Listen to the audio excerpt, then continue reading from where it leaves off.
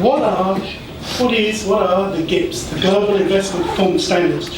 First, they're voluntary standards.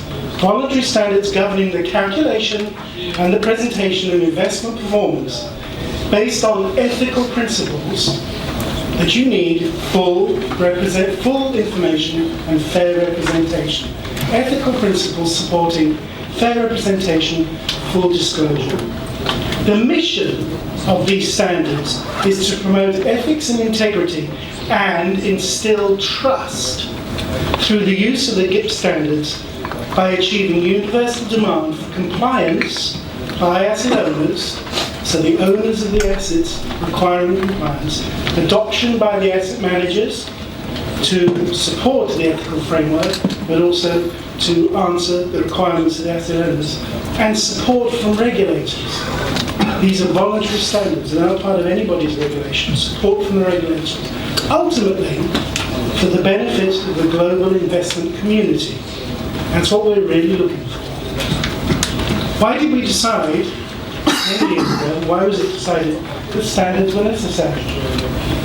There was a complete lack of reporting consistency. You've heard a few tales in the earlier presentation about taking 5 months of information and presenting it as if it's an annualized return. What was even in that information? What was the portfolio that was included? Was it a whole portfolio? Was it just certain specific holdings that were then thought, oh great, that's our European performance? Was it a strategy even? Who knows? A lot of information was generated through back testing with the acceptance of hindsight as being a way of producing a track record. People will take performance which was generated under one set of scenarios and they find themselves in a different environment and they say, well, that was still our track record. Well, was it? What was the research? Who were the people that were involved? Is there consistency in the approach? Model portfolios. Model portfolios can be run. They have no expenses. They have no problems in terms of the transactions being carried out. Do they really represent true, actual performance? Survivorship bias. Many, many tales we hear of only the portfolios that are still in existence are the ones that are shown in the track record. Surprisingly enough, the ones that are not still in existence were probably pooled because they underperformed. Survivorship bias, very, very common in track records. A representative portfolio, well, fine, okay, but with no policy. Which representative portfolio? Why? Why was it representative? Why was it chosen? Why wasn't it something else? It's the biggest, it's the longest, it's the one that belongs to my wife. Who knows why it's a representative portfolio? That is not a consistent approach to reporting performance. This is why performance reporting standards were necessary. There was a total lack of comparability across the industry, both within an individual country, let alone globally. So if you are receiving information from around the world, looking at managers who are interested, you have no idea how that track record was put together, or even why what is in it is in it. Complete lack of comparability. And to be honest, there was a lack of regulatory guidance. Now, as Laurent pointed out earlier, some of the regulators started to wake up and say, you know what, industry, if you're not going to look after yourselves, we're going to do it for you, and you're not going to like it. Self-regulation has a very important place in the continuum of control. And being able to show as an industry that we can self-regulate does a lot to rebuild and build trust. There was a lack of regulatory guidance. We could step in as an industry and create the necessary guidance and self-regulate. So the objectives of GIPS and what came before GIPS, we needed to ensure accurate and consistent data. So none of this cherry picking. Accurate and consistent data.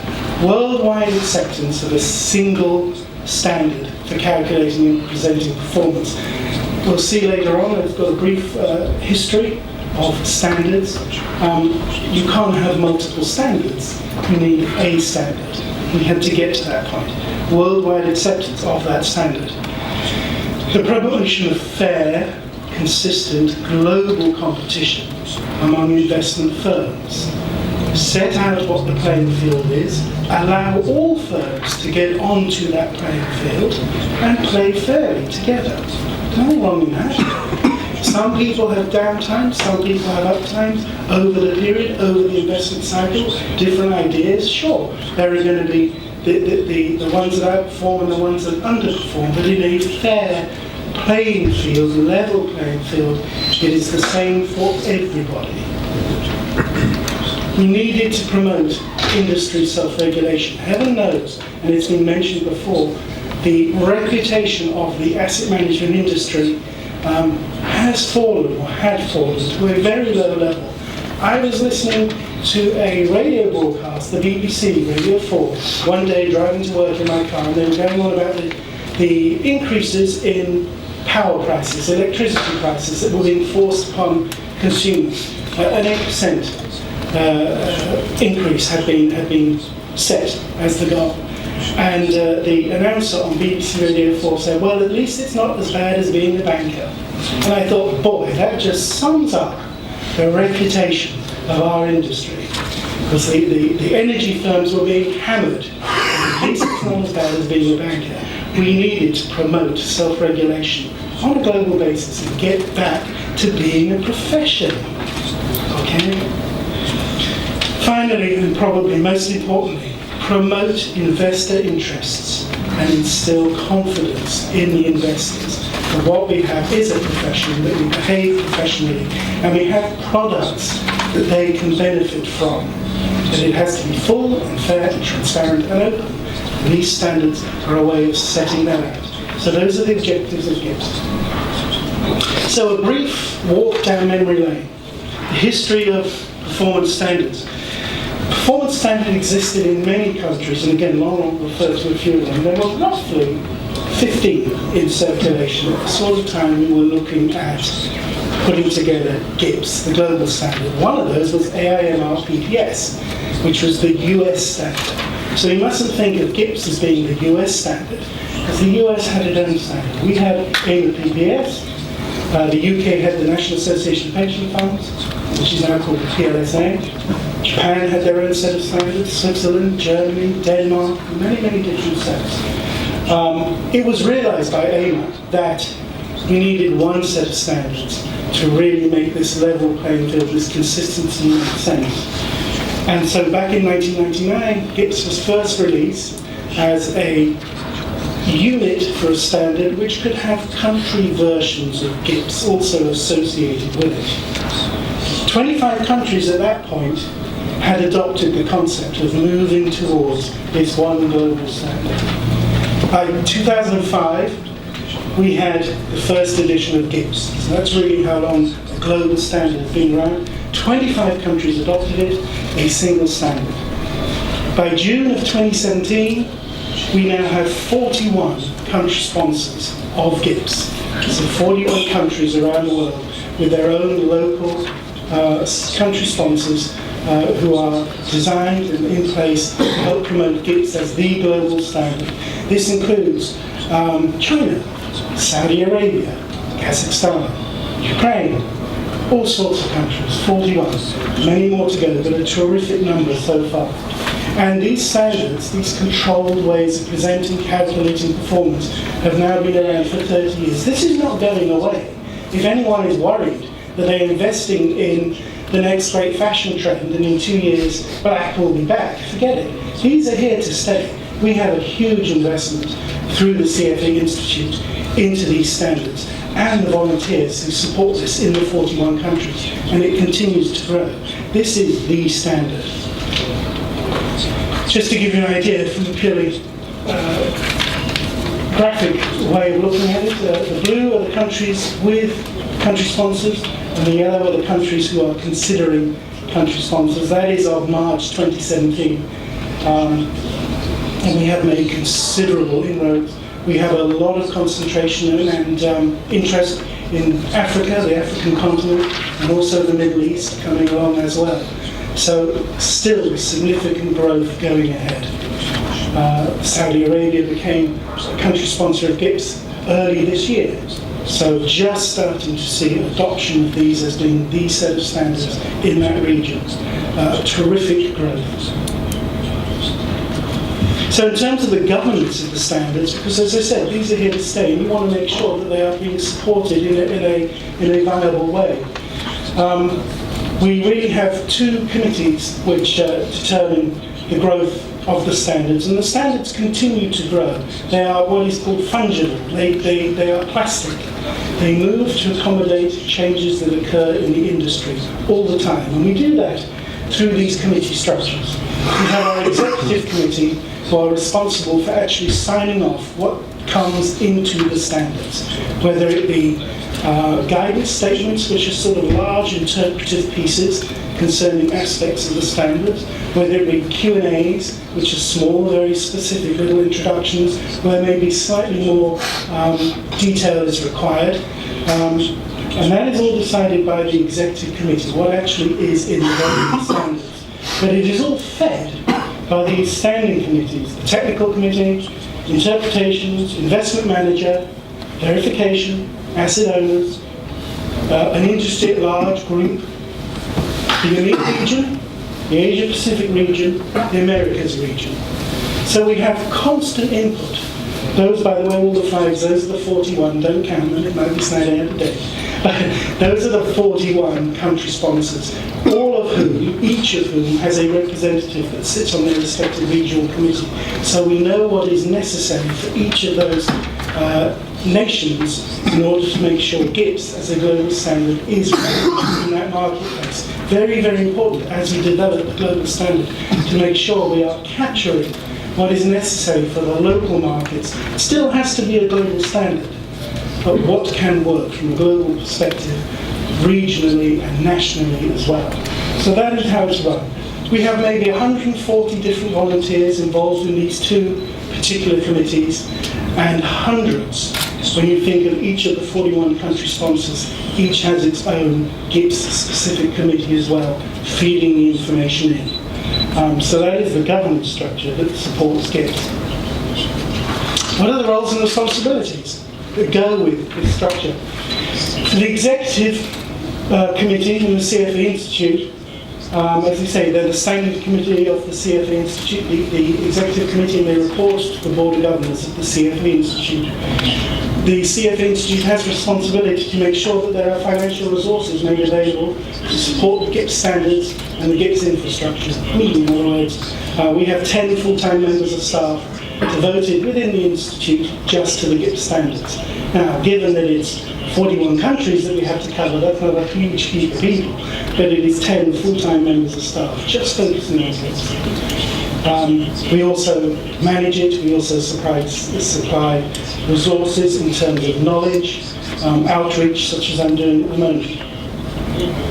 We build awareness of the GIPS by attending just these sort of events, making sure that we are represented in other industry events, other groups within asset management that might be interested in performance presentation, the way information is communicated to prospective clients, but also existing clients. So everywhere where GIPS may have some relevance, we need to try and make sure that we can represent GIPS and be a resource that those groups can call upon.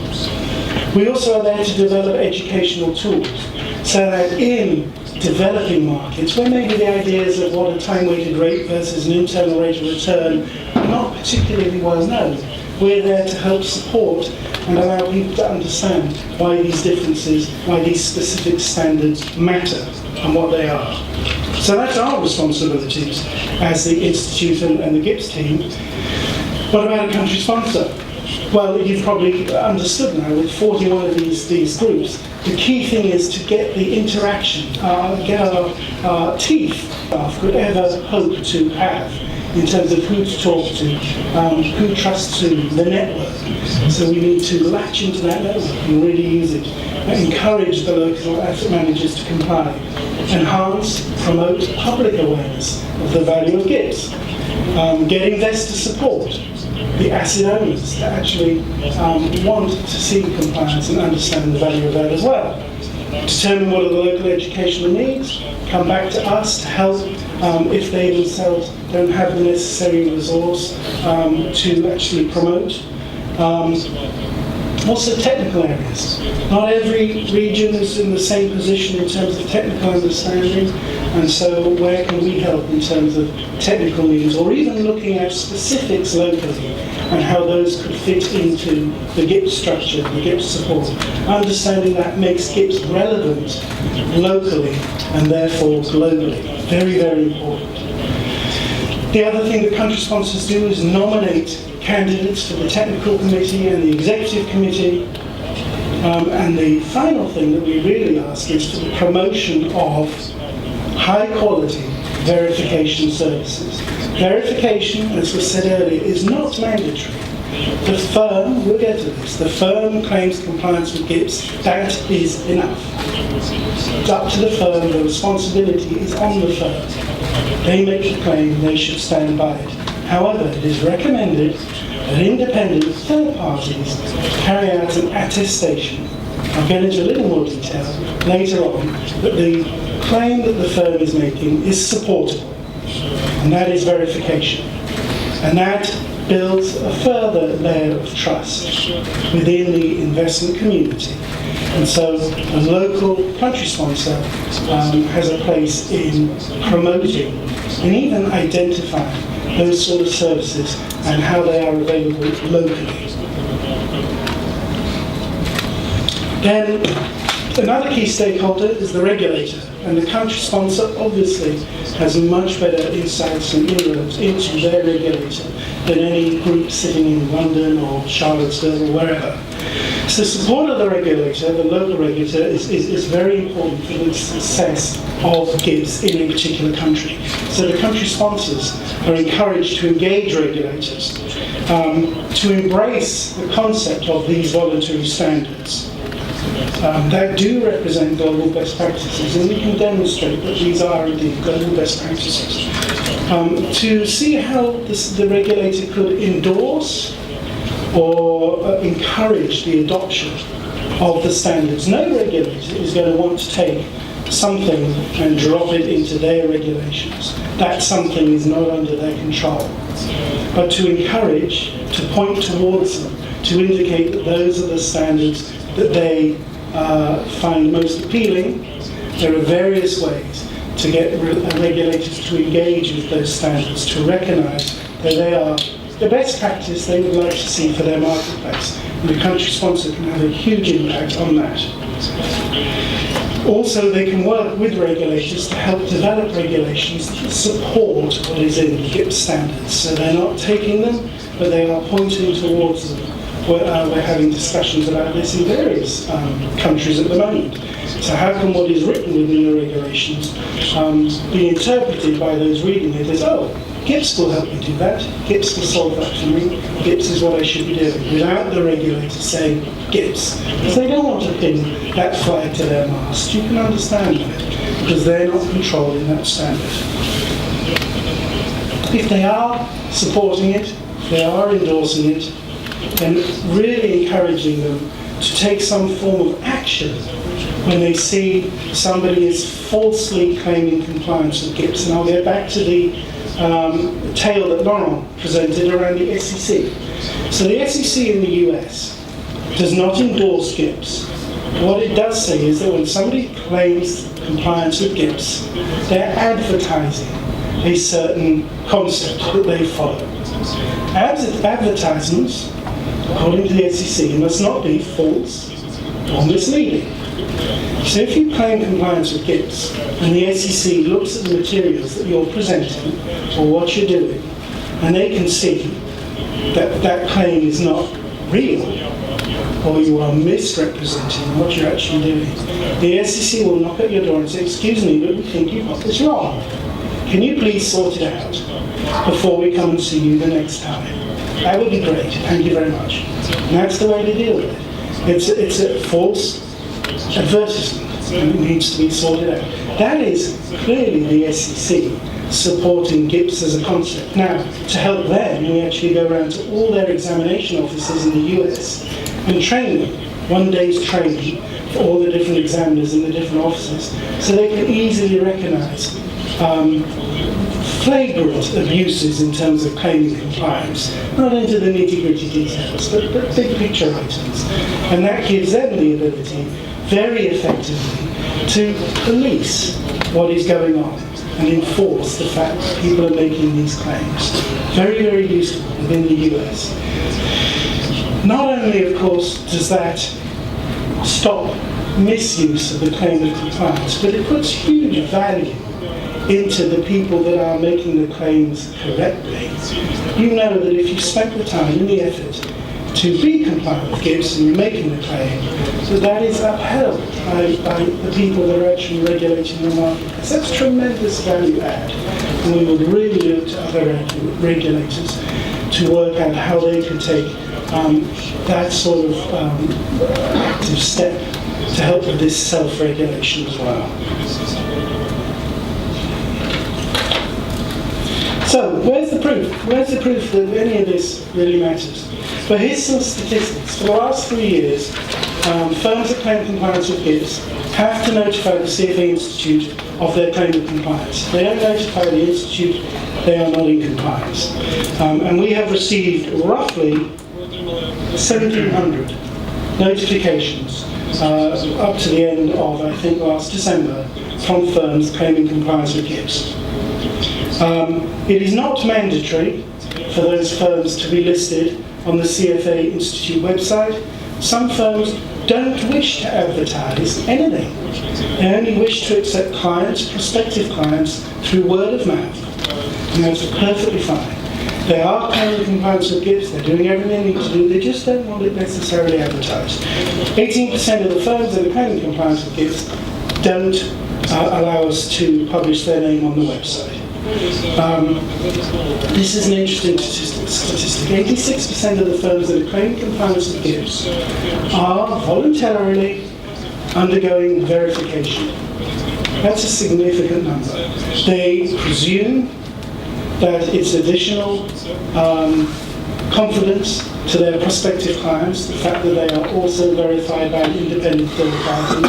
I would also presume that they are looking at this verifier as a knowledgeable party that they can discuss and use to help them make sure that they really are in compliance. As Laurel said, at the end of an examination, at the end of an attestation, the verifier will produce a recommendation, a list of recommendations. Those are not recommendations that if you don't do this, you will not be in compliance. You can't do that. But it's ways of improving whatever it is you're doing in terms of maintaining your compliance with GIPS. Okay? That is tremendously useful for a firm, knowing how to be as efficient as possible undergoing this concept of GIPS. But also, if you've got a third-party verifier, and they find something which you have misinterpreted, or you've done wrong, or you've forgotten, I would much prefer it to verify that it is the actual regulator who comes in. So I see them as a partnership, not as somebody who just enables me to tick the box. A true knowledge partnership. And you should view the cost of the verification in that light. Just like you have internal audit. Just you have all sorts of departments within a firm that ensure that you conduct your business properly. Your compliance group, your legal group. Verification is just one of those. It is a cost of doing business. It is a somewhat marginal cost, I believe. In the end, JP Morgan, I was looking after $750 billion, and my verification cost was $120,000 a year. If you proportion that, that's not a bad sense. I mean, now, obviously this is not a linear relationship, and Laurent gave some pretty good numbers when he was discussing about the cost of verification. Not the consultancy work, I had no idea about that.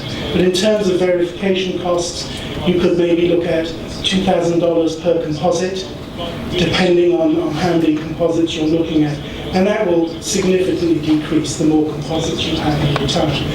One thing to say about verification is, you as an asset management firm can control the cost. If you have all the documents, you have all the information, you have all the data, all laid out neat and tidy. So when they come in and say, we want to see this, this, this, and this, and by the way, you know what they want to see because that is in the standards as well. it can be a very quick review that they have to do. They're charging you for their time. If you limit the amount of time they have to spend, you can control the cost of the verification. It kind of makes sense. So it's all about being organised. So anyway, that's the 80% of the firms that are verified. Let's really look at who are the firms that are actually claiming compliance with GIPS. 24 out of the 25 largest global asset managers in the world claim compliance with GIPS. Now don't get me wrong, that might not be the whole of all the assets that those 24 managers manage. There may be a proportion of the assets, depending on how they define their firm, that is claiming compliance with GIPS. But let's realise that those 24 largest firms in the world are totally aware and supportive of GIPS and claiming compliance with that where that makes sense. I think we have currently 85 of the top 100 firms, so going further down the list. In aggregate, those 85 firms roughly represent 60% of global assets under management. So those firms controlling those assets under management are very aware of GIPS. They have made a commitment within that firm that this claim of compliance, which is a firm-wide claim relevant to that entity that is claiming compliance, is something that they commit to and something they want to do voluntarily in order to raise the bar, full and fair information presented to their prospective clients, treating their prospective clients fair. They have made a commitment to that. It's the way they do business. I don't think of this as a marketing exercise. Absolutely not. This is a commitment by a firm of the way they will do business in terms of input data, calculating performance, generating presentations, and how they speak to their prospective clients. And those prospective clients are going to become their existing clients. And the same information that they're using to support what they're sending to their prospective clients is their existing clients' information. So this same rigor that goes into presenting, generating this information, is what is being used to generate the performance that is given to their existing clients. This is why it's a firm's commitment to the way they do business, and we'll see how it impacts the whole firm. This is not a marketing exercise, it's a way of doing business, ethical best practices in terms of performance, calculation and presentation. I'm going to skip ahead just to think it's worthwhile. If you're not doing it that way, what way are you doing it? We're talking about presenting track record to prospective clients. If you're not following the global recognized standard, you're fussing around what on earth you're doing in a proprietary way instead. And that's got to beg the question, why are you bothering? Isn't it easier to adopt a globally recognized standard that is ethical best practices, full and fair, 60% global, all that business? Isn't that just easier? It's just a thought. Mull over it, see what you think. So what is this performance that we're looking to control? As I've said, it's the performance of the firm. It's the firm's agreement that they are going to follow these standards in terms of the way they generate the information that is presented to prospective clients concerning their track record. The best practice for calculating and presenting performance. The firm is claiming compliance. It's not a composite, it's not a strategy, it's not a manager, it's not a presentation. The presentation is not compliant. It is the firm and only the firm that is compliant. There's a whole lot of other things underneath that support that claim. The only thing that is compliant is the firm. So think about that, because that shows how following GIPS actually controls how the firm operates in a number of different aspects. For a firm that's claiming compliance with GIPS, they're not restricted in terms of what they can present. But what they must do is present certain information up front to all prospective clients. They can't pick and choose who they present it to. They have to present the correct set of information to all prospective clients. because that's how they have chosen that they will conduct their business. They can present a lot of other information as well, whenever they want, and anything that they're asked to present, they are allowed to present. But one of the first things, or the first thing that they must present, is this compliant presentation, or this strategy presentation that they have to produce. Of course, they're claiming compliance with GIPS. They must present that. But there's no restriction on what else they can present.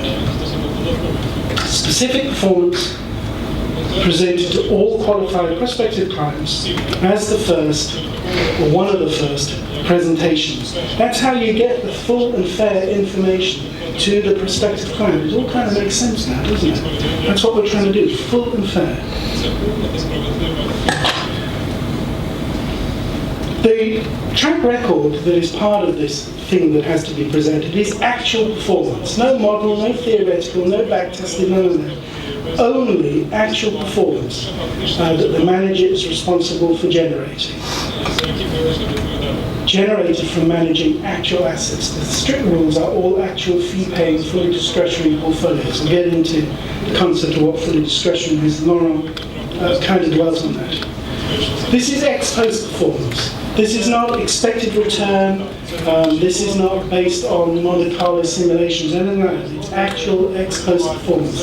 The back history, the track record. No theoretical, no hypothetical, no projected, none of that.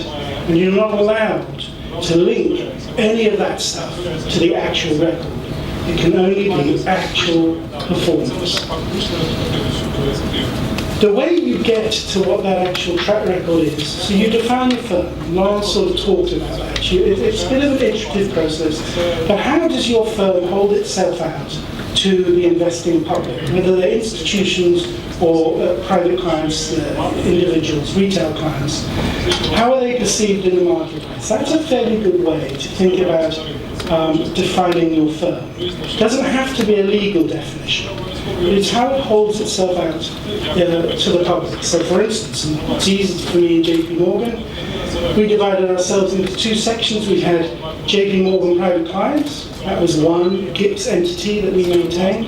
And then we had all assets managed out of the US. I mean, that's pretty self-explanatory. Someone could read that and understand what the definition of that firm is. And once we'd sorted out those two definitions, we looked at every single portfolio that was assigned to that firm to be managed. And each one of those portfolios has to be assigned to a specific strategy. They're being managed to specific strategies. So you would go back to the investment management agreements, the IMAs, and you see, okay, this is how we agreed to manage this portfolio. So those are the characteristics that I associate with that portfolio. Every other portfolio with those same set of characteristics goes in and joins that first one that you identified. Once you've gone through all the actual portfolios that you are able to manage and assign them, you will find you have a certain number of buckets full of different portfolios. Each one of those buckets is a composite. It's a strategy that you are managing. And then you just add all those assets up together, run numbers once a month, and that is your composite performance of actual information. Now, obviously, if an IMA, investment management agreement, changes over time, a portfolio will leave one of those buckets and go into a different bucket. And there's a certain transition time that's allowed where that portfolio is neither one thing nor another. It's held out of a bucket because it represents nothing to do with your ability to manage that portfolio. It's in transition, which was driven by the client agreement changing.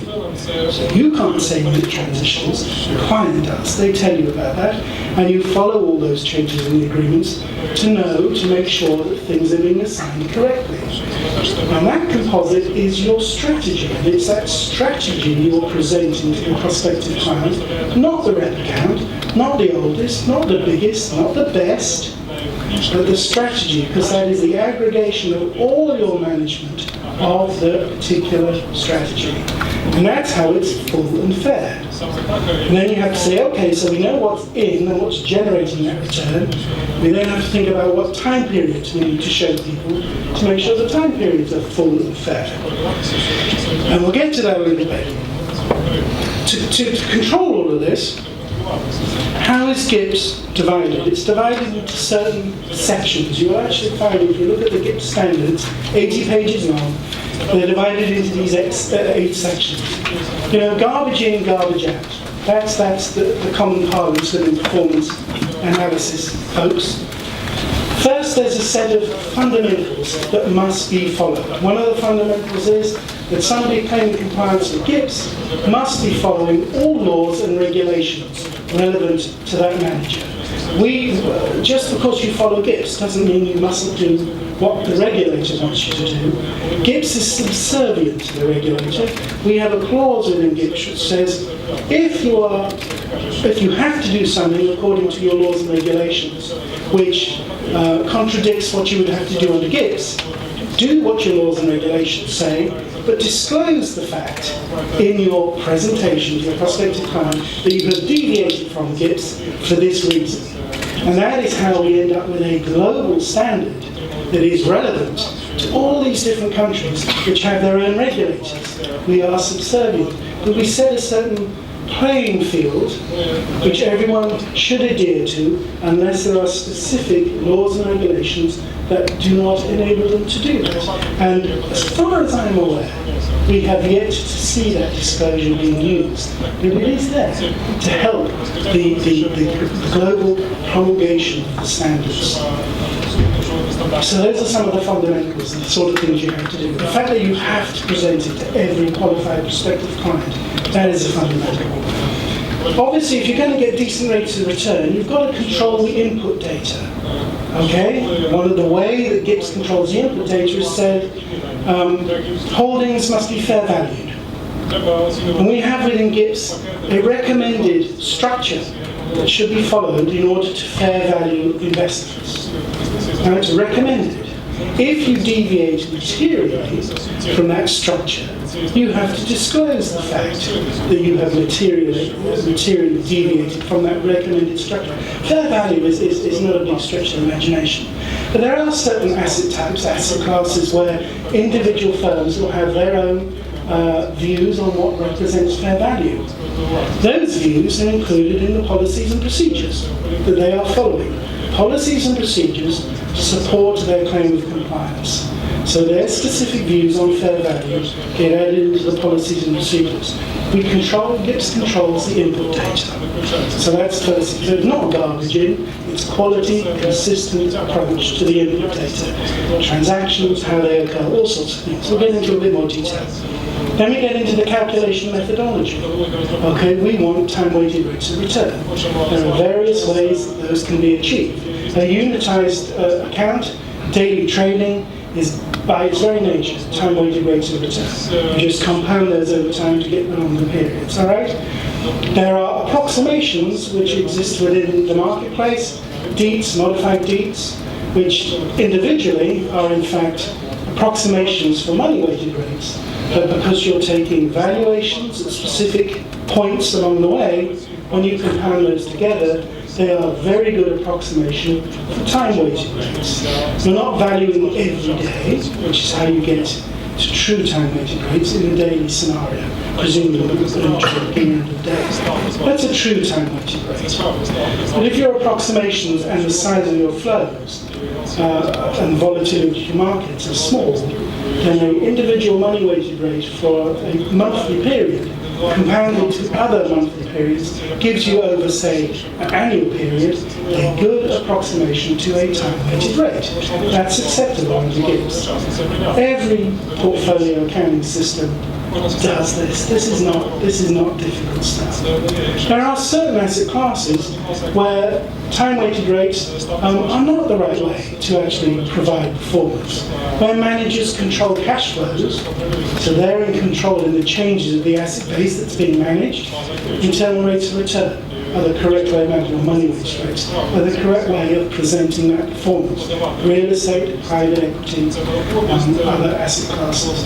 We are looking within GIPS to actually broaden the use of internal rates of return, because there are many strategies which exist where managers control the cash flows. They're not controlled by the asset owners. Internal rates of return would be the most appropriate way to measure those strategies. So we're looking at GIPS. This is a prime example of GIPS accommodating changes in the industry, being able to accommodate changes in the industry. So we're looking to expand our calculation methodology so that we can increase the relevance of GIPS to a broader set of strategies within the investment management space. That's what we're trying to do. Think of the mission. All asset owners, all asset managers, all regulators. We have to be able to accommodate that. We need to be plastic to enable that to happen. We've talked about composite construction, but we control what a composite looks like, what goes in the composite, what is excluded, what is included. It's not just about detail, it's also about disclosure. Laurent, again, spoke about significant events, that you have a strategy that has had some star performers being in charge of it, left 3 years ago, but we're not telling you that. That's a significant event. There are other significant events. They need to be disclosed. That gives the full and fair picture of whether what is being presented as the track record is indicative of maybe how this money will be managed going forward. Now, don't be misled. Past performance has never been a guarantee of future returns, but that doesn't state that there is no information included in past performance. Past performance is extremely valuable. The fact that some associations or groups would say past performance is rubbish because it's no guarantee of future returns is very myopic, short-sighted on their part to say that. There is a huge amount of information in past performance, particularly when it is presented in the environment in which that past performance was generated, i.e. with a benchmark, with some idea of comparatives, other people's ability to manage at the same time. Huge amounts of information. Past performance is extremely valuable if it's controlled, if it's consistent, if it's comparable. So I'm just throwing that out there because I'm fed up with people saying, oh, past performance has no value. Of course it does. And everyone touts their latest conquests in terms of how our performance has been. That's never going to go away. You have to put some controls around that to enable it to be comparable and consistent.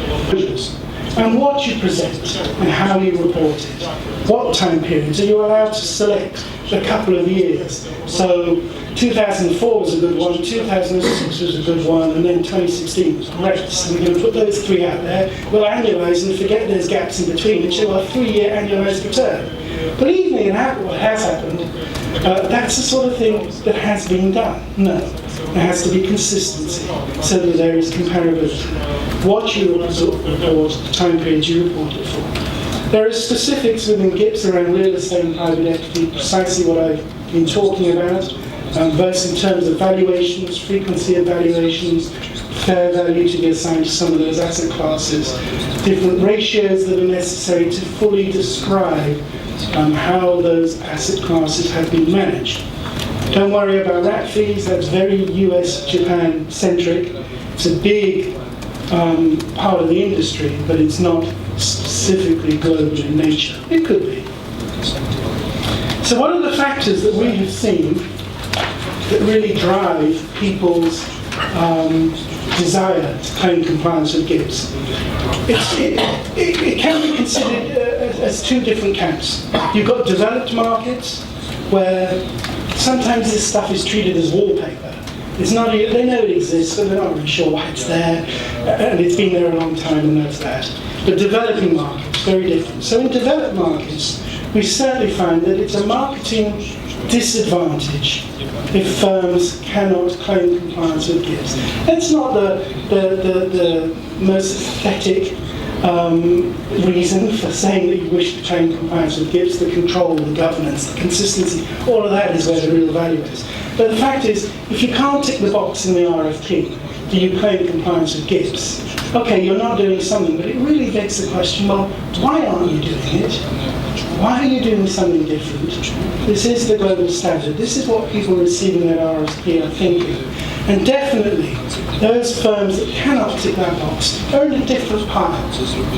Now, people exercising their fiduciary management over those assets are not going to ignore those managers who do not claim compliance with GIPS, but it really is another set of questions as to why are they not willing to support ethical best practices that controls all the stuff that they've got to do anyway.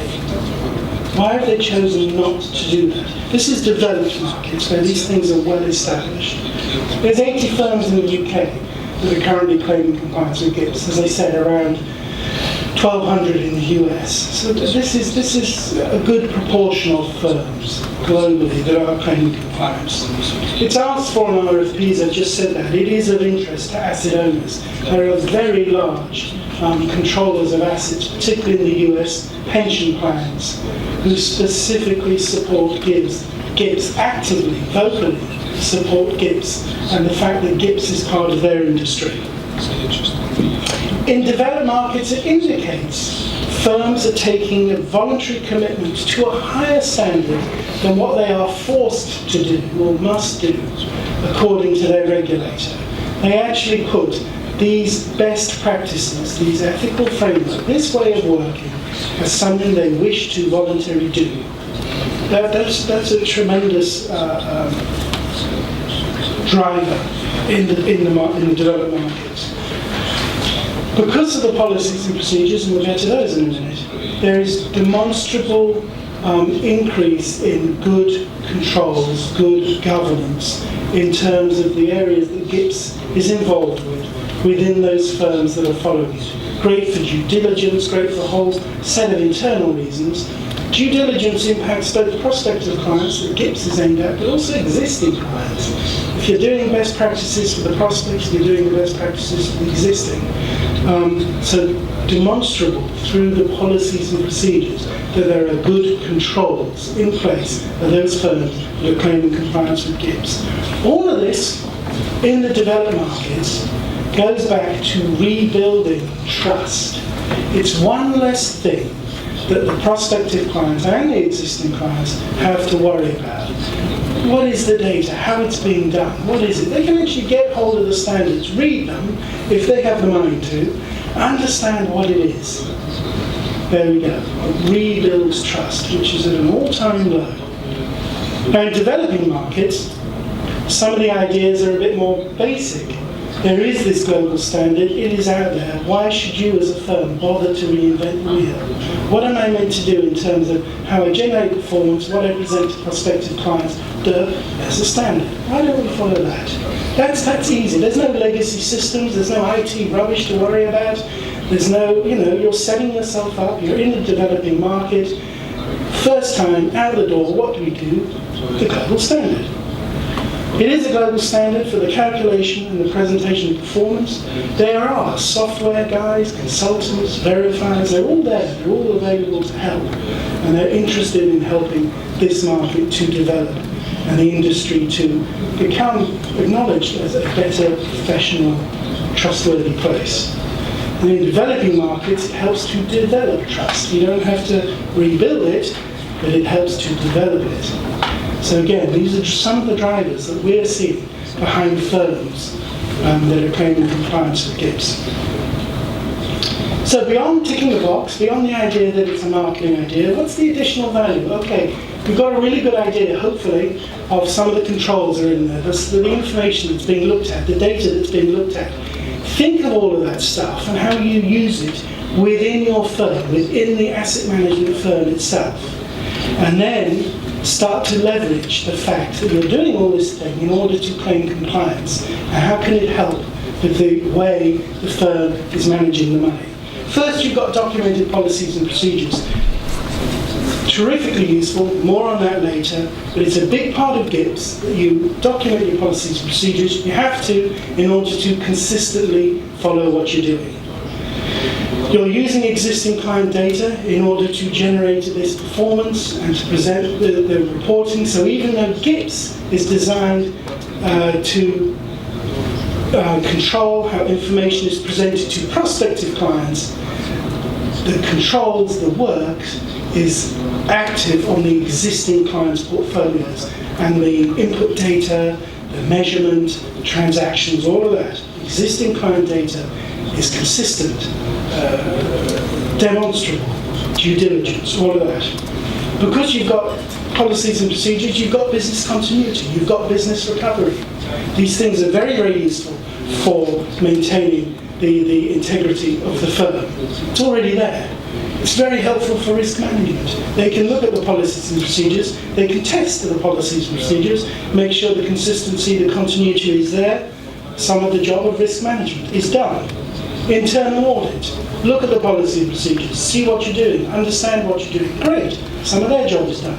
Due diligence, existing clients, prospective clients. Once a year, probably, they will send people in and carry out due diligence. Done, hand them the policies and procedures.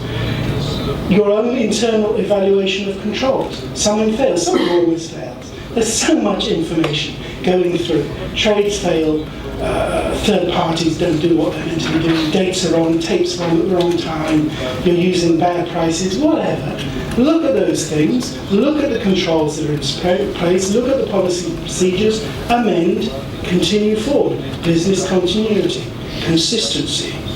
Internal training, because you've got these things documented, you don't have so much key man dependency. Somebody new comes in, you hand them the policies and procedures manual, they'll either walk out the door again because they don't want to read it, or they'll actually learn a huge amount about how you operate your firm in terms of this information. So it's a training tool. It is also the firm memory, because the policies and procedures will be changed as internally you change the way you do things. So instead of scratching your head to think, how on earth did we book that corporate action 2 years ago? You go back to your policies and procedures and there it is. Also, if someone questions how you did it, and why you did it the way you did it, there it is in the policies and procedures. A huge reduction in reputational risk because you've got this thing sorted out. Above all, for some people, because this data is so well controlled, it's the way you present your information to your prospective clients about how a strategy is managed. The very same information is used when considering compensation for investment managers, because that is the track record that you are proposing to your prospective client, showing to your prospective client, and what should be used when evaluating the actual people that are responsible for generating that. I know many, many large firms that are using the GIPS compliant information as input into their compensation discussions every year. So lots and lots of ways that what seems to be a cost, GIPS compliance, another thing we have to do, actually is not a cost at all. It is just a different way of doing what you have to be doing anyway. And if you realise that this is a firm's commitment to a way of doing business, then the people at the top of the firm that commit to that can start to look at all the different ways pursuing this idea is relevant and valuable and adds value to their business. This is the real additional value beyond just ticking the box of claiming compliance. That is why I'm adamant it is not a marketing concept. It is way more than that. It's a way of doing business that happens to be ethical, best practices, but it really does help the firms that do it. A little bit more on verification. Lauren touched on it. It's recommended. You do not have to do this as a firm that claims compliance. It is a review of the investment management firm's performance measurement policies and procedures by the independent third party. And they test two very specific things, which comes back to the question that was asked about legal liability. They test two very specific things. The first one is that the firm complies with all the composite construction requirements, so that was putting the portfolios into each of the buckets, that's the composite construction, of the GIPS standards on a firm-wide basis. You defined what the firm was, that you've put them all in for the right times based on the investment management agreements that were written in originally. And you continue to do that consistently over time. That's the first thing the verifier checks. And the second thing the verifier checks is that the firm's policies and procedures are designed to calculate and present performance results in compliance with the GIPS standards. Those are the two things that the verifier is signing off. They are not signing off that 3.6% for 99 for that particular strategy is the correct number. They are not signing, they're doing that deliberately, because if they were to be signing off on that, it would cost investment management firms a fortune for them to go through all that underlying detail in order to actually work that out. It's these two particular points that the verification firm is verifying. That basically the policies and procedures that are supported within that firm are sufficient for that firm to claim compliance with GIPS. Attestation, assurance. It is still value added. It is still an additional layer of trust that is put on top of the claim of compliance. But they are not validating every single piece of information. That needs to be made clear. There is a further level of examination that can be done, which can only be pursued if a firm is verified, and that is called a performance examination. And there, an individual strategy, an individual composite, has its performance examined by that verifier or some other third party, and then they will produce an attestation that the numbers that are being shown are correct for that strategy. Now, in firms that I've been involved with, we maybe would take 10% of our composites and have performance examinations carried out on those.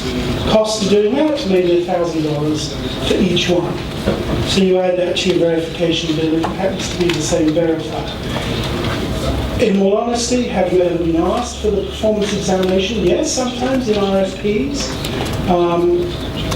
A lot of firms do not bother. It's a second voluntary layer of checking information. But maybe for those highest strategies where you are most concerned to gain assets under management, you would have performance examinations done while that is a key strategy for the particular firm. And those performance examinations could ebb and flow between different products over time. It's totally voluntary, it's another level, and can only be done if the firm has been verified, which in itself is recommended, not mandatory. So it's just there as an idea. So we've been talking a lot about GIPS and firms claiming compliance, but how exactly do they make this claim? Do they just run a flag up and it says, we are GIPS compliant? Well, there are certain things you can do. First, the statement that you are GIPS compliant is one of the disclosures that must appear in the presentation that has to be presented to every prospective client. And the rules around the words for that claim of compliance are very, very specific. There are three claims that can be made. There is one that can be made for a firm that claims compliance, and that's it. There's a different one that is made for a firm that claims compliance and has been verified. And there is a third one that is made for a firm that claims compliance, has been verified, and has also had a performance examination done on the particular strategy that is being presented. Those are the only three ways that the claim of compliance can be made to your prospective clients, bar advertising guidelines. Now, it is understood that this effort of claiming compliance is worth talking about. It's worth getting people involved and on board with that.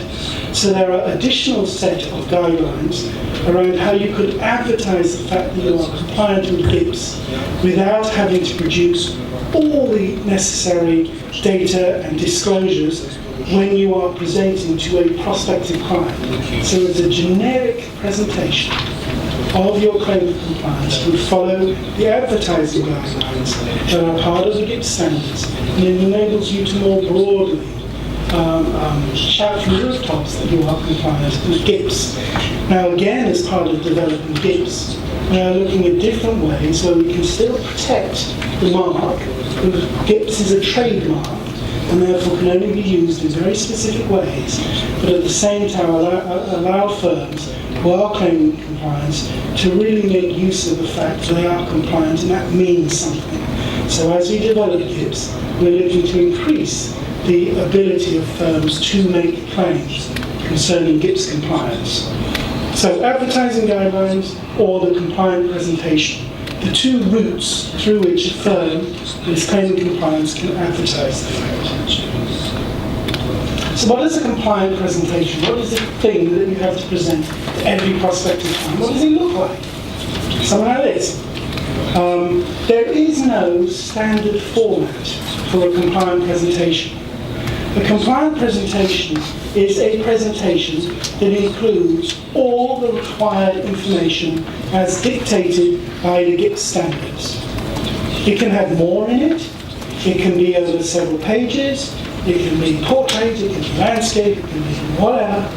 But it has to have all those required bits actually in it, and that is what you must be presenting to every prospective client.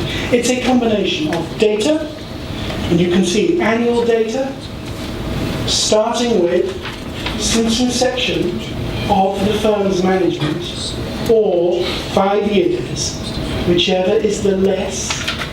So if you haven't been around for 5 years, of course you can't present 5 years. If you've only been managing money for 3 years, you can claim compliance as long as all of those 3 years' data are in the correct format, following the requirements of GIPS. If you've been managing money, say, for 7 years, in order to claim compliance with GIPS, 5 years of that information must have been restructured following the requirements of GIPS. Okay? If you're just starting to manage money now, since inception is now, you can claim compliance with GIPS, because you are following the procedures for as long as you've been able.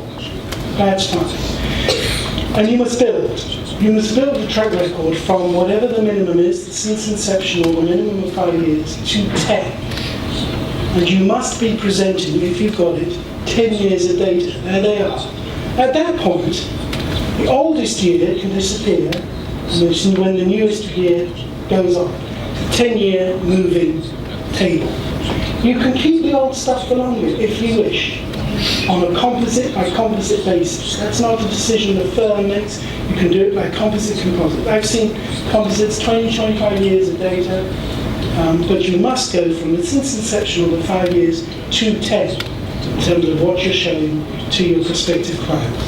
It is the composite numbers, gross or net, and that, by the way, is net of the investment management fees, okay? There was a little discussion earlier on about what the net numbers were. All of these numbers include the impact of transaction costs. You cannot avoid that. To back out the transaction costs will give you a gross return or a net return that is not obtainable in real life. So the impact of transaction costs must be included in the gross returns and then by default in the net returns. The difference between gross and net from the GIPS perspective are the investment management fees. If you are allowed in your jurisdiction to present gross numbers, the fee structure must also be attached to the compliant presentation. And that will be the fee structure that is relevant to the type of prospective client that you're presenting the data to. So they can understand what fees are going to be applied to these particular gross numbers. In the States, you're not allowed to present gross on their own. You have to show net. A lot of people present gross and net and also attach the fee structure. So people know a lot of these fee structure are ad valorem. They have different level of fee according to the amount that is being invested. You don't know whether it's going to be 1 million, 50 million, 100 million. Different fees cut in at different levels. So you present the fee structure so that the prospective client really understands what it is they're getting into, full and fair. It's common sense, really, when you sort of think about it, what it is that we're trying to do. So you've got your returns. you've got a benchmark. The benchmark that is selected is the benchmark that is relevant to the strategy. It does not have to be, actually, any benchmark that the individual portfolios that are being assigned to the composite is managed to. But it has to be relevant to the strategy. So as an example, it's difficult to make one off the top of my head. Maybe you've got a certain number of non-material restrictions in bond portfolios that, you know, they're investment grade, but stopping at B+, I don't know, whatever it might be. You might actually want to, and that, all the portfolios are maybe subtly different, and they each have their own unique benchmark that was agreed with those particular clients. The strategy, however, that you follow is an investment grade strategy. And all of these can fit within that management structure because the deviations that each individual client wants are not material to the concepts and the processes that you're putting in place while you're managing their money. So the strategy benchmark would be an investment grade benchmark. All the other portfolios, because the deviations of the individual portfolios are not material, that are assigned to that strategy may have a variety of different benchmarks, but in the main, you are managing them materially the same way. That's your strategy. That's how you can do this aggregation without thinking you need a separate composite for every single different type of management that you do. It's the materiality that matters in terms of restrictions. And you can even have a portfolio which is managed ex-tech, say, as a sector. And therefore you can say, okay, we still are able to manage that. We can actively manage it ex-tech stocks. So we'll just say that the strategy is whatever, EFA ex-tech stocks. That is actually our strategy. So that doesn't become a restriction. You eliminate the restriction because the strategy itself is without that restriction. So that portfolio is included as an actual fee-paying discretionary, based on the definition, portfolio. You're looking for an inclusive, the most you can get. And by the way, an incentive for doing that, when you quote the assets under management that are shown on the composite, those are only the assets that are in that composite.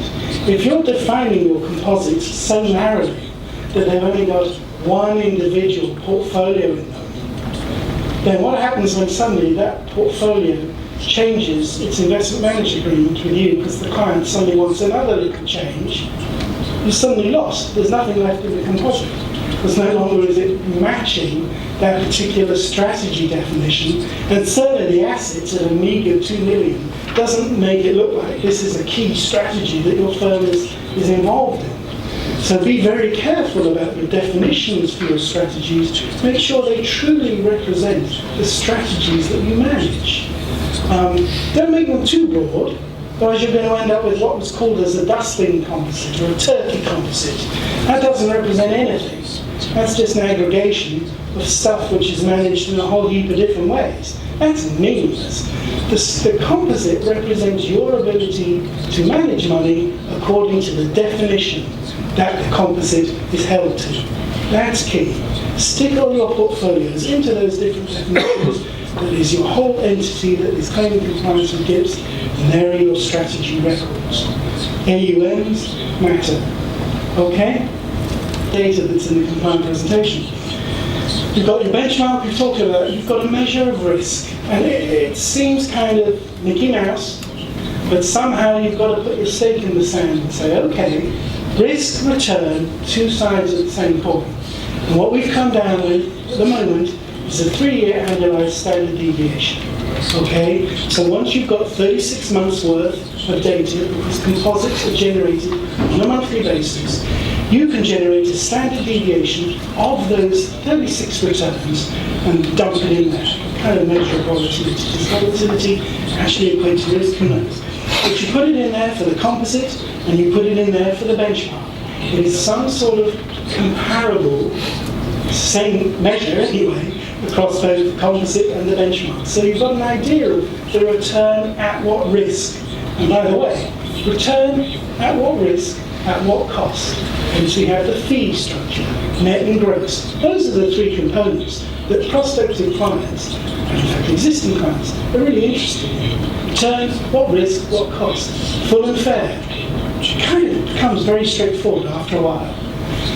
The number of portfolios, so how many portfolios this firm is actually managing to this strategy, gives an idea of the importance of this strategy within the firm. The composite assets, and then the total firm assets.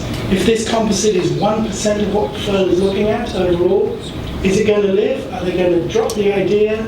You know, if you've only got less than 5 members within the number of portfolios, if a big client is to leave, these are questions to ask from this data that a prospective client could be asking. If there's less than 5 portfolios in the composite, is there one portfolio that really dominates that composite? What happens if it leaves?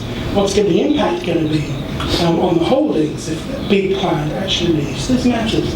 If it's not a huge percentage of firm assets, again, what's the commitment to that particular strategy? Why isn't it a larger holding if you're touting it as this amazing thing that you're managing? All sorts of ideas around that. As well as presenting the compliant presentation, which also includes a bunch of disclosures. And it's more than just that, hence I've got continued underneath, but there is another slide with disclosures. There's only so many disclosures you put up with. But there is a number of other disclosures to make sure it's a full and fair, not just data, but also in terms of what's gone on in this particular strategy that enables the prospective client to truly understand what this strategy is and what the performance that is being presented. Okay, so we're going to move from there into policies and procedures. I've talked a lot about policies and procedures, not really said much about them.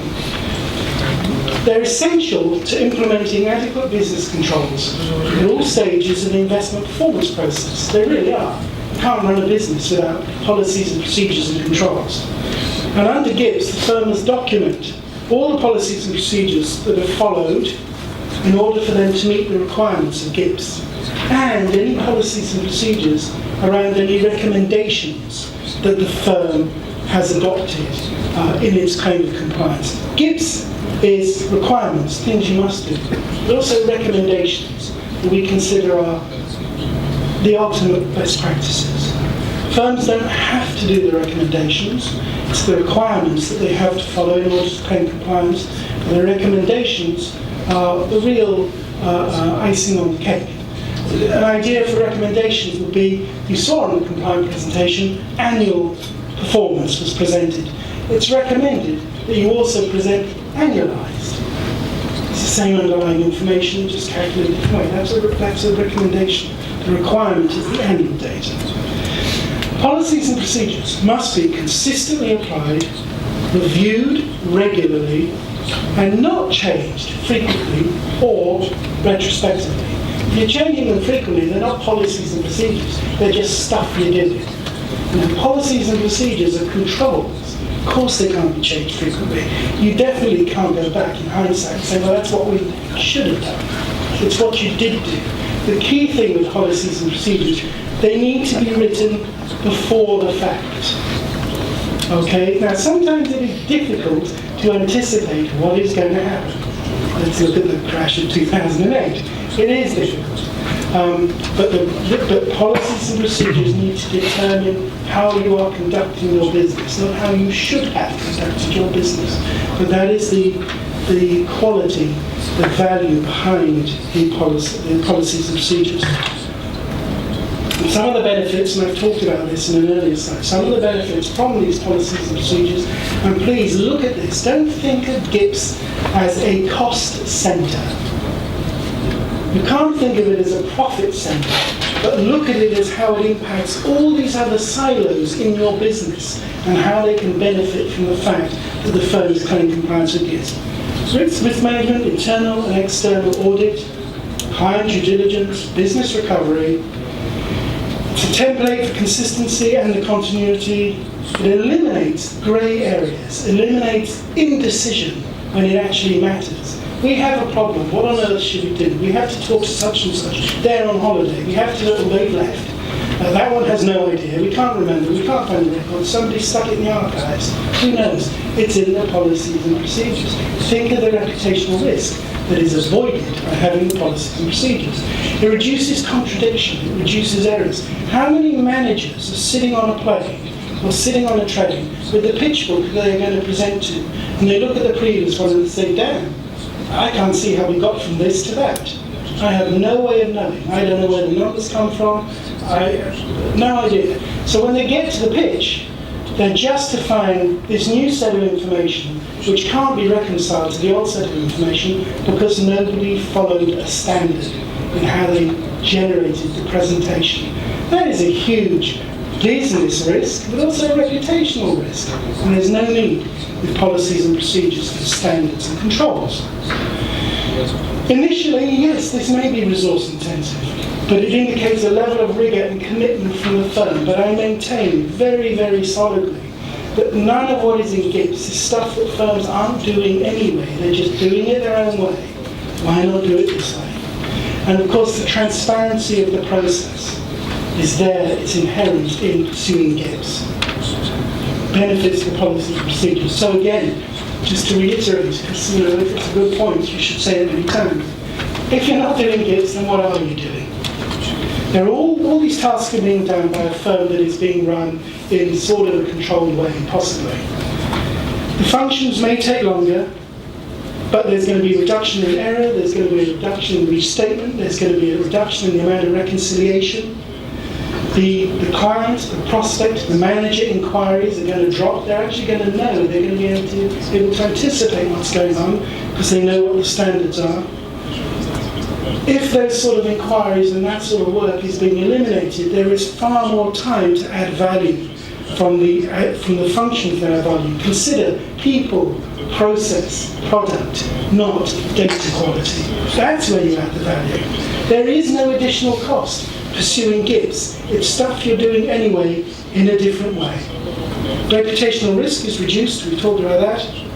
It's a commitment to a way of doing business that values self-regulation and ethical best practices, and it's recognized globally. Why not? Again, why do you need to justify a proprietary approach when you have got this standard? There is no other standard. There is no other global standard. It's been around for 30 years. It is here to stay. It is growing. Benefits to the investors. Enhanced ability to compare performance between firms across different time periods, between strategies, because there's a consistency in the approach and what has been presented. Consistent in calculation and the presentation. All ideas, frequency of valuation, treatment of large cash flows, handling of accruals, all that comes in under the input side of GIPS. There is controls around that. You have full disclosure of the important details, not just the data, but other things, fees, composite construction, significant events, discussion of returns, all those sort of things. We dwelled a lot on the benefits to managers, adherence to recognised best practices, strengthened internal processes, increased or introduces even transparency, and the market, certainly in developed markets, has determined that it wishes to embrace these standards. In terms of asset owners can benefit from GIPS standards in two ways. The asset owners that are supporting and promoting GIPS or demanding GIPS can actually raise the practices of the industry that they invest in by demanding that GIPS be a standard the only standard that they will deal with, the standard that they want to deal with.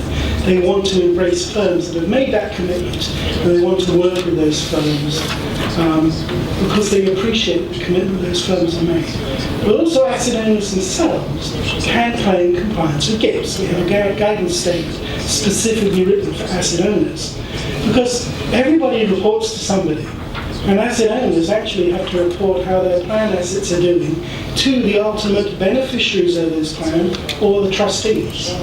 And if they have in place the sort of structure and the governance and the consistency that is under GIPS within the plan, they themselves are not being second-guessed by, well, why did you do this? Why did you do that? I see this with US pension plans constantly being questioned in states such as, say, California, by individuals, people who will be beneficiaries of those plans. Why did you make that decision? Why did you do that? Why did you do the other? And the fact that there is a state pension plan now that claims compliance with GIPS, they can actually say, this is why we did it that way. Here's our policies and procedures, here is the standard we are following. And they're spending much less time justifying their actions. Of course, they can indicate that they're following a standard. An asset owner.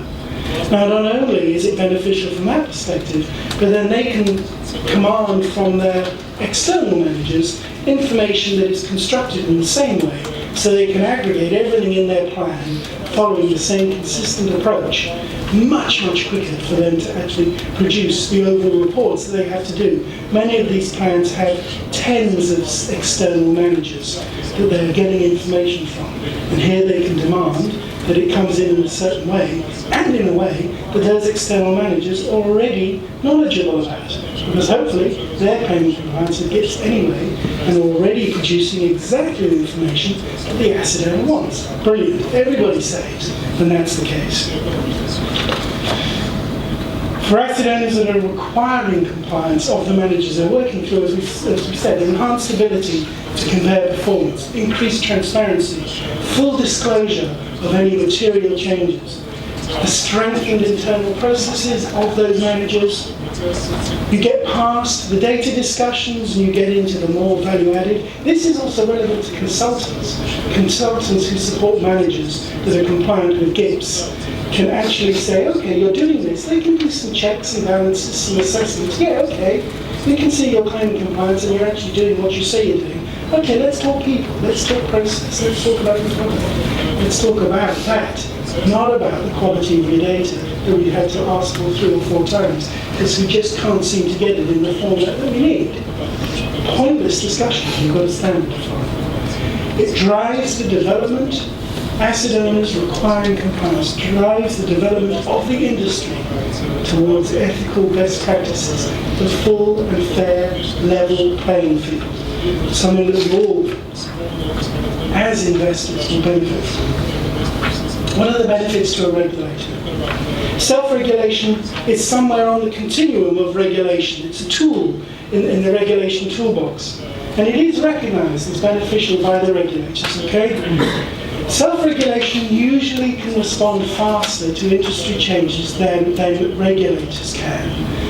Industry, subject matter experts can get together, can discuss things, can work out themselves what needs to be done much faster than going through all the different levels that are necessary in order to get regulation approved. Many different committees and sign-offs and so on. So it's a much better use of industry expertise than actual regulation, much faster to respond.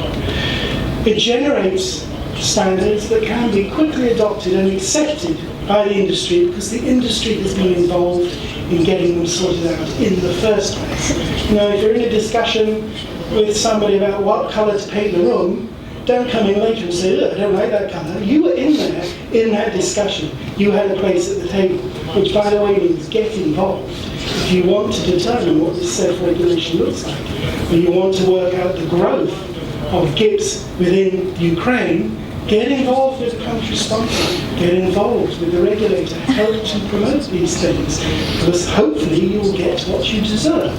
And if you put in the effort, you will get that. You will get that growth, you will get that engagement.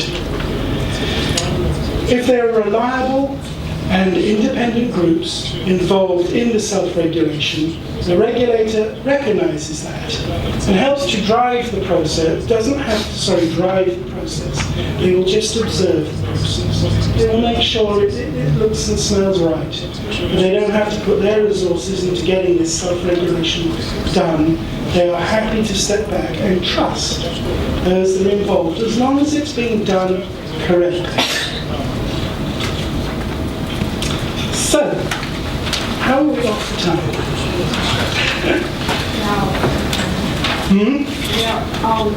Okay, let me take because I only have 15 more pages to go. Let me take 10 minutes of your coffee break, my stomach's hungry, and yours probably is, just to go very quickly through the basics of compliance. Because it's not that complicated, and there is also, and I would say this because I helped to write it, a very, very useful book called Assistance to Firms Considering Compliance with GIPS, which is available electronically through the GIPS website, the link will be distributed to you after this workshop. Which it's just 28 pages, which enables a firm who's thinking about GIPS to think, okay, how do I crack this nut? Where do I start? You know, it's like the coconut. You never quite know where to put that chisel in first. This book's going to help you make contact and grapple with it. 5 things to remember about GIPS. You've got to learn about it. There's no shortcut. Even as Laurel said, who's a consultant who would hope maybe that you didn't learn anything yourselves and rely totally on what he has to offer. That's not the case. You've got to have somebody in the firm who becomes the subject matter expert about GIPS. If you're going to get the added value out of claiming compliance with GIPS at the firm level, you've got to have somebody in the firm who really can make sure that all these different silos are getting the most out of GIPS. So you've got to learn about it. No shortcut. Read the damn book. I mean, really, that's what it comes down to. You've got to learn. Having learned, having got some idea about it, analyse your firm. Okay, think about, all right, all these different things. You saw there are different provisions: input, calculation, disclosures, presentation, IMAs, so the investment management agreements, assigning portfolios correctly, all that stuff. Look at your firm. Have you got the information? You need, since inception, or 5 years, okay? Do you have that back data? If you don't say, to hell with it, I'm not going to start. No. There's a huge amount of value to even start today and say, you know what? We haven't got the resource to look at the back data, but we're going to start today, or when we finally find someone who can control Excel well enough, or even when we've got the little bit of software we need in place to generate and start to collect the information we need, so that in 5 years' time we can make the claim of compliance. That sounds like a huge amount of dead time when you can't do anything. But while you're collecting that information, don't forget about all those benefits I set out that come from maintaining the structure within your firm so that you can claim compliance when the time comes. Claiming compliance is going to be just that tick in the box. There's a huge amount of value added along the way as you gather that information to get to your 5-year track record. Another way of thinking about it, once you do your analysis, it may take you 2 years to look at the last 3 years, and as those 2 years have gone along, bingo, you've arrived at 5 years, only in 2 years' time. So think about it fluidly. Okay, obviously you've got to define your entity to start with to understand what is the set of information that you need to be looking at. But we'll get into that. That's your analyze. Then you've got to build the structure, then you've got to implement it, turn the switch on, then you've got to stay up to date. You've got to maintain your claim of compliance. These things adapt to the industry, they change over time. You have to maintain your ability to continually claim compliance. It's an annual attestation that you make to the CFA Institute. As of this date, we claim compliance with GIPS. You say that every single year. So really quickly. All sorts of ways of learning, lots of resources available on the GIPS website, the CFA Institute website. There's text, there's audio visual, there's hard copy, there's e-stuff, there's conferences, there's forums, there's workshops, there's webinars, they're all there, masses of stuff. There's third-party providers, Lauren being one of them, but other verifiers, consultants, the country sponsors, CFA societies themselves. GIPS is a significant proportion of the CIPM examination. So get someone in your firm to sit for the CIPM examination.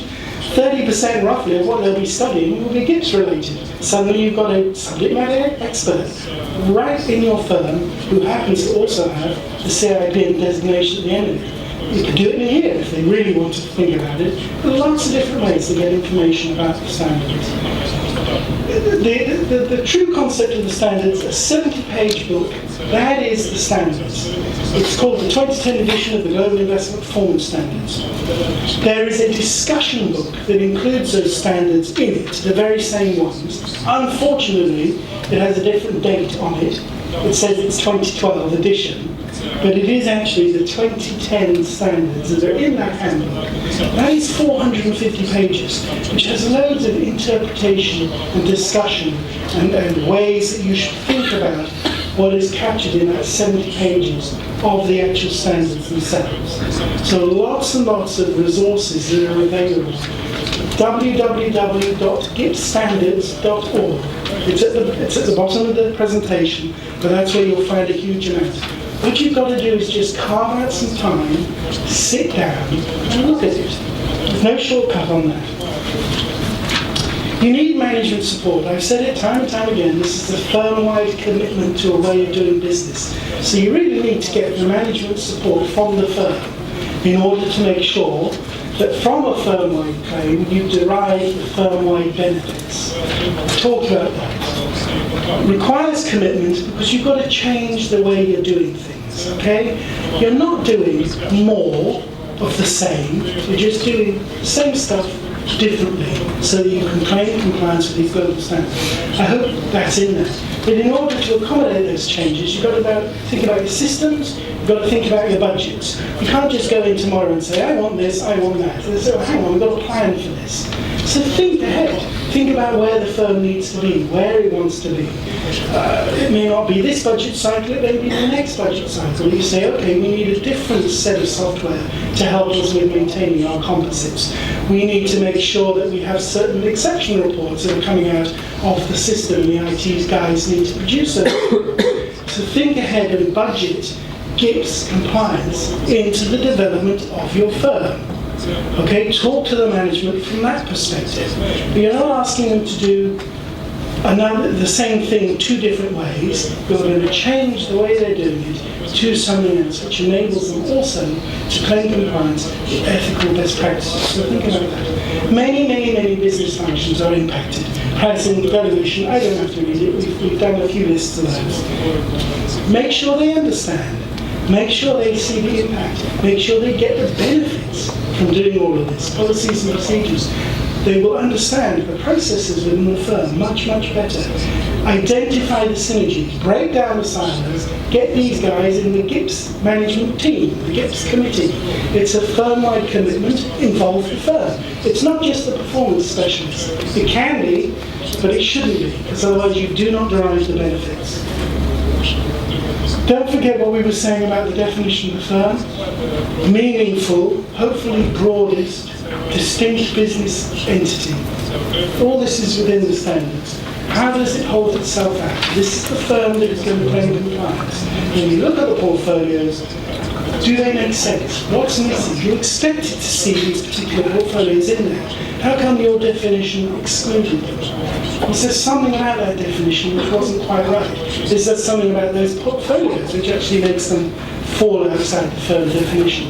Think about that. Spend some time really working through, analyse what is the definition of the firm that you are bringing into compliance. Anything unexpected? Anything missing? Then the definition of discretion. Some stuff is not non-discretionary if the definition of the strategy says that you would exclude it anyway. Okay? A client wants you to manage a portfolio of perfectly standard strategy, but include their farm, include their timber, include their art. Okay, measure the portfolio excluding those three categories. That is a strategy excluding those three specific categories. That portfolio goes into the composite for that strategy. Just because those three unique categories are included in there, but you're not managing them, they're just parked there, so it's a total record of their assets. It doesn't change the way you actually manage actively the part that you do actively manage. That portfolio is now discretionary, as you measure it in such a way it makes it. We've talked about the definition, 5 years or since inception, whichever is the shorter. Look at the firm over time. If you're looking to go back 5 years, think about what the firm looks like. Many firms have gone through mergers and acquisitions over time. Make sure you can find the information for what it was like 5 years ago if you're looking to go back 5 years. Okay? Look at what systems are there. Is the data in the system actually able to be extracted? Maybe it's not. It produced reports, but then the ability to go into the database is no longer there. Make sure that the policies and procedures that you need to be supporting can actually be demonstrated as being in existence 5 years ago. It's pointless using bad data from 5 years ago. You can't claim compliance with that. It has to be information that supports the claim of compliance. If it really is too much, then start today and move forward. And look for the other benefits that come from maintaining an environment that claims compliance with GIPS. But don't forget, you're not the only source of information. Go to your custodians, go to your fund administrators, go even to the asset owners. If these are nice clients, you can say to them, you know what, we sent you those reports, we don't have copies. Maybe we can get them from you. Whatever it takes to get that back data, that is key. Don't just think, do we have it? No. Think about the broader aspects of where that data may reside. Do not take returns from the fund manager's spreadsheet. Forget it. That is not supported. Any of this information must be supported. Okay, it must have the underlying records to support the returns. Consider, as I said earlier, partial roadwork versus going forward, where you're going to do it. Also consider the use of your assets, your resources. If you've got people employed to support the firm now, and they have pretty much a full-time job, how on earth are they going to look at 2 years' worth of back data and do their job going forward? So think about how you're going to resource looking at the back data. Who's going to do it? When is it going to be done? That has to be budgeted as well. You cannot use the full-time equivalents that are employed today to also go and look at that. Work out how you're going to do it. Input and calculation methodology, the evaluation principles, we talked about that. When things are valued, what happens when there are large cash flows, trade data counting, requirement under GIPS, accrual accounting for fixed income securities, time-weighted rates of return. These are not difficult at all, easily done. Just make sure you're doing them. Total return, capital and income. Price only is not acceptable. Returns after the deduction of trading expenses and transaction costs. This is the information that's necessary for the input. We've talked a bit about composite construction, looking at the IMAs, making sure portfolios are assigned to the correct pot for the correct months. That's what's required in terms of composite generation. A full month of return for each portfolio is what is required. If they're not invested for the full month, they have to be removed. There must be a good reason why they're not fully invested for that month, and that should be some letter, some agreement from the client. If it's not fully invested for the month, it doesn't belong in that strategy because it doesn't represent that strategy. The full month. So management support. GIPS is relevant across so many different parts of the organisation. Look at operations, look at client service, look at legal, compliance, the risk management guys, the marketing folks, how they present the information, how they present the data to prospective clients, how stuff is being marketed, what the salesman actually says and when they say it. Ethical, best practices, full and fair, first thing that goes to the prospects. You've got to talk to your systems guys, you've got to speak to your performance guys. They're all involved, but they all benefit. IT, I talked about it, get into their budgets, get into their development cycles. Have you got the capacity? Have you got the processing capability? All this sort of stuff. All has to be talked about. Where do you cut off from trying to automate everything to actually doing stuff manually? I've known firms of hundreds of millions of dollars who support compliance on Excel. Now, I'm not sure they have to sleep soundly, but you can do it. This is not complicated stuff.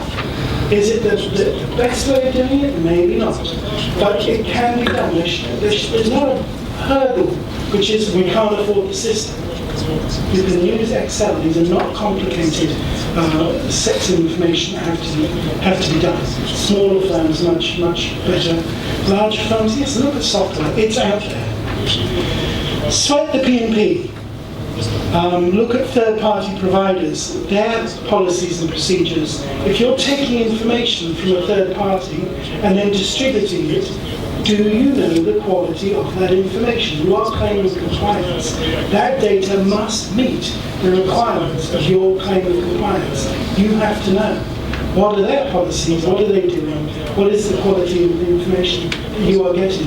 In the US, more than one firm has been prosecuted by the SEC because it distributed data from a third party, a sub-advisor. The sub-advisor deliberately misrepresented their performance.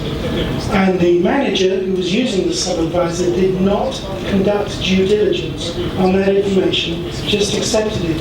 And they got banned from the industry and fined $600,000 because they did not exercise due diligence on the third party's information. If you're claiming compliance, make very sure that you know the quality of the information that you are relying on that's coming from third parties. That's key. We've talked a lot about the historical data and the track record, different ways of looking at it, different ideas behind what is the minimum 5 years. Insufficient records, think about that, where you can get them from. Now you get into maintenance. In order to maintain your claim of compliance, things have to be timely. You have to be getting all the inputs you need. You need them on time. You need corrections. You need to reflect corrections. People need to know what you're doing. Mandates that change, investment management agreements that change, need to be reflected. Cash flows need to be detected and processed correctly. All I'm stating is what you're doing anyway as part of running. If you are running a somewhat controlled business, you're doing most of this stuff. So some of this is not in addition to what you're doing. It's just making sure that there are policies and procedures in that. Make sure you maintain the policies and procedures, you apply them consistently. Deal with errors. Errors happen. There's huge amounts of data flowing through. They always happen, every month. Deal with them, sort them out, put in better controls, move on. Controls and checks in place. That's part of maintenance. Composite details, compliant presentations. When you get a compliant presentation, look at the data. If the dispersion number on the compliant presentation, you think, wow, are we that loose in the way we manage this strategy that we can have 500 basis points difference between the best and the worst? Maybe not. Maybe you have a flag incorrectly set. Maybe you're actually managing something incorrectly. Maybe there are some trades which are not going through for a particular portfolio that should be. Maybe something's mispriced.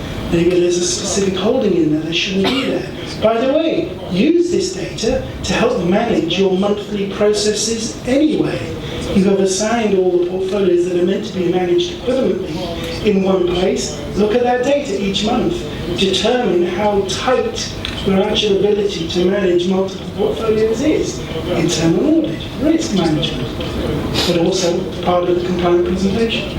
Look at your systems, look at the speed they have, look at the exceptional reporting they can produce, as well as the compliant presentation. How can your systems help you detect errors and help with the cleanup swiftly?